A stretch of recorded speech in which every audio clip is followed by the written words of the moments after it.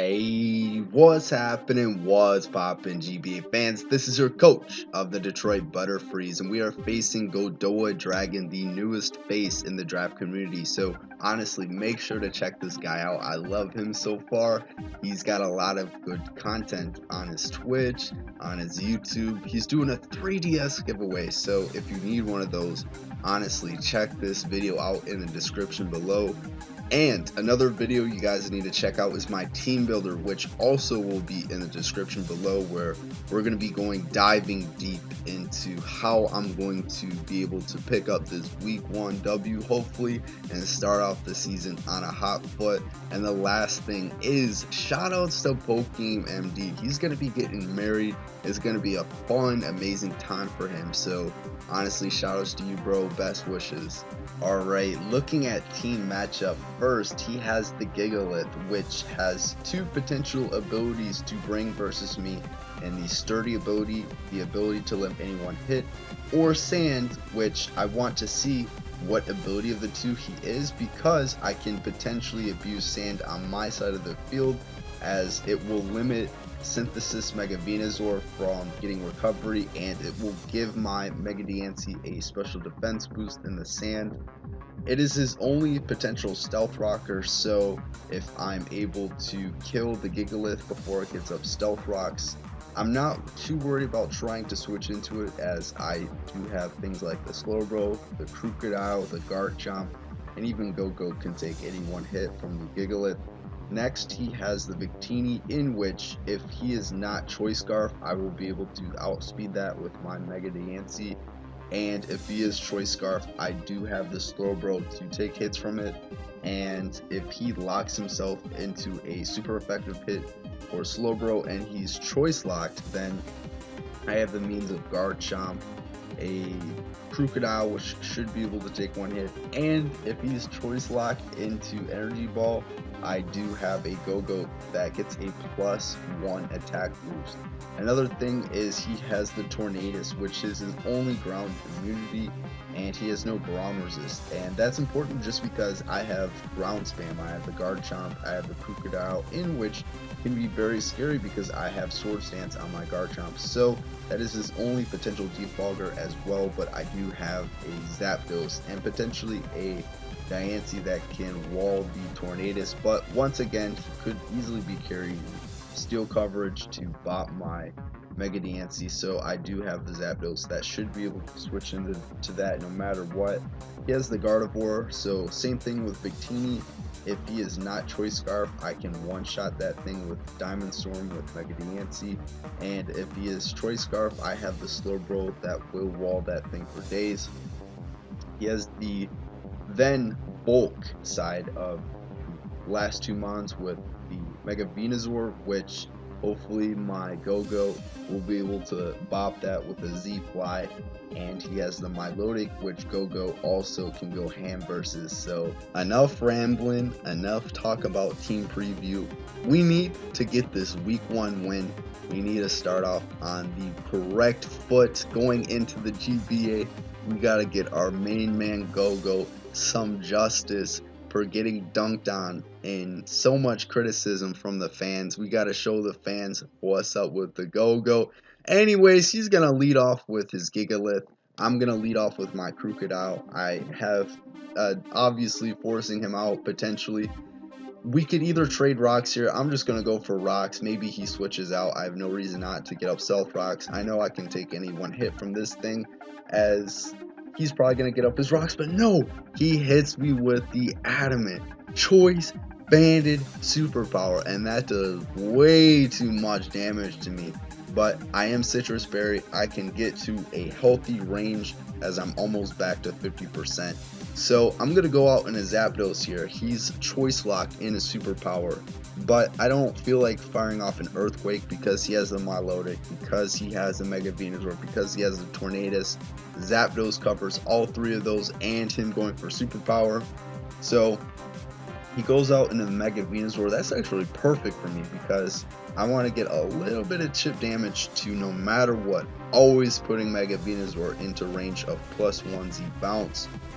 And obviously I can fish for some pairs here, as I'm not going to get it, and he's going to fire off a leash seed on my side. So that does tell me a lot. It does obviously tell me that he's leash seed, so he's not 3 tax synthesis. And I see that he's got a decent amount. He's got at least some special defense investment, because that discharge did nothing on mod as Zapdos. And once again, this is level 50, like that should be doing a little bit more than that. And he's gonna fire off a Giga Drain versus the Zapdos. So he either predicted me to switch out there, which could be a very good play, or he doesn't have the Sludge Bomb, in which I felt like Sludge Bomb was a good play just because my Garchomp was my only poison resist. I'm gonna fire off a Protect here, as he's gonna fire off the Leaf Seed to show me that that is his best way to wear down my Garchomp. I'm going to go out in a Gogoat, because this either covers him going for another Leash Seed or him going out into Milotic. I think is a little bit too early to set up Sword Stances, because his Milotic has not taken any damage, and a +2 Earthquake does not kill Milotic after Stealth Rocks. So we're going to go out in a Gogoat now, expecting him to go back out into Mega Venusaur. I'm going to fire off a +1 Bulk Up, and he's thinking, okay, no matter what, Gogoat is always walled. Like, I don't know what is the point of setting up. Like, I got a full HP Mega Venusaur here. Obviously he's gonna be scared of the Sludge Bomb, but no, we're packing the speed, we're packing the power, we're packing the Z +1 bounce. Gogoat, show these haters what we're made out of. Show Aki VGC that we're the real GOAT. Supersonic Sky Strike, let's get it. Bouncing up in the air, doing our little swirl dance, getting that Mega Venusaur out of here. Bob, get him out, coach. Getting a Mega Venusaur out with the Gogoat. Man, this season is starting off strong. So anyways, we're gonna see he goes out into the Victini. He takes a little bit of chip damage from the rocks. I'm gonna go right out into my Mega Oshawott, which is my Mega DNC. I know that I can take any one hit, and he's gonna fire off the U-turn to get momentum, so very good play with him going for that, as I'm going to also obviously have a lot of offensive pressure. He's gonna go out into his Tornadus, so obviously right now he's screaming to me, he has coverage for me. I have no reason to stay in, because I have a pretty much a full HP Zapdos chilling in the back. If he is this corkscrew crash, which he is, he will knock my Mega DNC out of the park. I cannot afford to lose my Mega DNC, because he's got the Gardevoir and he's got the Victini. I should be able to chew this. This should be doing a lot, around like maybe 20-25%, as you're going to see. That does roughly that too. I'm gonna get a little bit of lefties back, and we're in a very good position. I have no reason not to fire off a discharge, because he has no electric immunity or resist, and rocks are up, so he's gonna opt to defog, which that's fine with me. If you want to get rid of your Tornadus, I'm so happy for that, because I am now up in a very strong position, 6-4. And Gogoat is still gonna have a lot of usefulness to potentially get rid of the Milotic. So right now he's gonna go right out into the Gigalith. He's going to probably lock himself into a rock type move, but no, he's gonna go straight for the Banded Earthquake. I was potentially gonna go for a discharge there to break it sturdy, and what I could have also done is, if you would have went for the Rock Slide, you would have killed my Zapdos. I would have broke it sturdy, potentially get a Discharge Para, then go out in a Crocodile, take another obviously Rock type move, get up my Stealth Rocks. But I decided I have my Garchomp still sitting at a very good range, and he goes Milotic, and I'm gonna fire off an Earthquake because he has no resistances, no immunities. It's essentially a free Earthquake, as I'm gonna get my lefties back. He's gonna obviously fire off a recover here. I'm gonna go for another Earthquake. Maybe I get a good damage roll, but nope, I do not get the kill. That's fine. I didn't expect it to kill. I can maybe even scout him going for a Toxic. I have no reason to even keep my Garchomp. It's here specifically to break and check his Sand offense, which he doesn't have. I'm going to Swords Dance on another predicted recover. If he goes for Ice Beam, I do then can go right out into Gogoat and fire off a Horn Leech or something along those lines, as right now I'm going to get some big damage onto something. He is at full HP, so I'm not going to be able to kill this Milotic, but I'm going to put it at a range where Mega Diancie will be able to Mega Evolve, get the kill, and put a lot of offensive pressure. So once again, he does have the Ice Beam. He does take me out. That's fine. Gets a crit. Obviously does not matter. We go Mega Diancie. The reason why we go Mega Diancie over Gogoat to get another kill with Gogoat is because I do not want him to try to pivot around to something like a Victini or something like that. I guarantee get a kill right now with this Victini. I get the Mega Evolve so I can outspeed. So if he is Choice Scarf Gardevoir, I can see if he is going to try to revenge me with that, and I will correspond by going out into my Slowbro. But you're gonna see he goes out into Giggles, so you're gonna see like, okay, that tells me he's either does not have a Choice Scarfer or what. But anyways, I'm gonna go for sub scouts for how he's going to be Choice Lock versus me. So he decides to Choice Lock into a Rock Slide. I'm just gonna go for one more substitute here, just because I just want to make sure he stays in. He knows that if he switches out and I get a sub, I pretty much put him in a checkmate position, because Mega Diancie he has no switch-ins to at this point in time. So now I'm gonna fire off into the Crocodile, which will be able to take a Rock Slide, get the Intimidate, and get up Stealth Rocks for that Victini and this Gigalith that will probably switch out versus the Crocodile. If he doesn't switch out, that's fine. I might be able to take 2 Rock Slides, and I can then break it sturdy the next turn. As you're going to see, he's going to go right out into the Gardevoir, which does trace my Intimidate, which is perfectly fine because I didn't even go for an Earthquake. I don't really need Earthquake damage off on the Gardevoir right now, because I do have a max HP Slowbro chilling in the back with the Assault Vest. I get up my Stealth Rocks.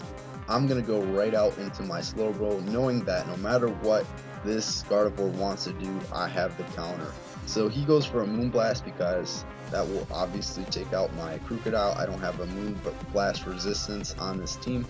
He goes for a Life Orb Moonblast, so that's great for me because he puts himself in range of Diamond Storm, and that's why I decided to go for Iron Tail, because once again, he's already in range of Diamond Storm. If I can kill this Gardevoir with Slowbro, I'll do it.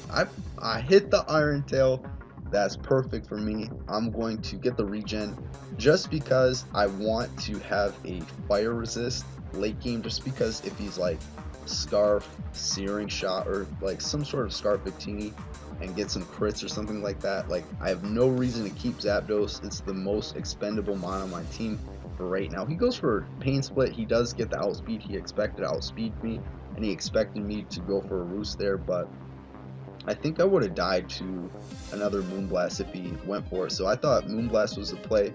He thought Pain Split was a play on my predicted Pain Split, but that's fine. We get another kill with the Zapdos here, as now he's going to go out into his Victini. Once again, I've tried to already stack the Zapdos. I have no reason to keep it. Now I can just go out into the Slowbro, as he reveals that in these next couple turns that he's Choice Lock, because he's going to stay in. He's going to go for the Zen Headbutt. I'm a Slowbro on max HP. That does like, what, 7%, something like that. I'm going to fire off a Scald, and that is going to be able to take out his Victini. So now it's last mon Gigalith. I want to get the final kill with the Gogoat, because the Gogoat is the truth. He's the king of the GBA, as you guys will see in these future weeks. I'm going to go out into my Crocodile just to ensure that I get an Intimidate to lower this thing's attack stat.